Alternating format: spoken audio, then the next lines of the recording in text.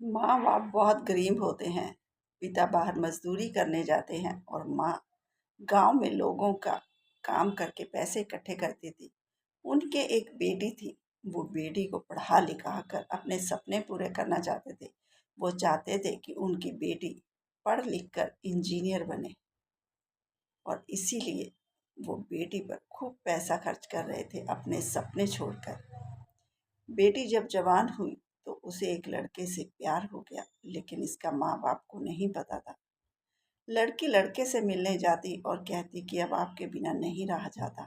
लड़के ने कहा कि चलो भाग चलते हैं।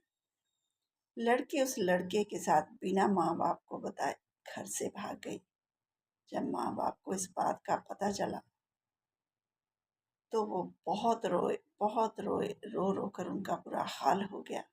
क्योंकि अगर पिता मजदूरी करने जाते तो लोग उन्हें सुनाते कि इनकी बेटी भाग गई है, और अगर माँ गांव में जाती तो औरतें कहती कि तुमसे अपनी बेटी नहीं संभाली गई।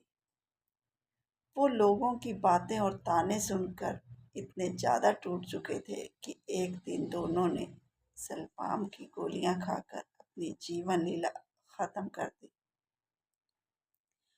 उधर बेटी जिस लड़के के साथ भाग कर गई थी, कुछ दिन तक तो ठीक रहा।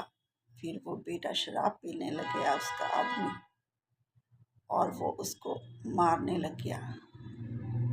पहले कम मारता था, लेकिन फिर बात बात पर लड़ाई झगड़ा, मारपीट, और यहाँ तक कि शराब पीकर वो अपने दोस्तों को भी इकट्ठा कर लेता और अपनी पत्नी के साथ वो सब गलत काम कराता था।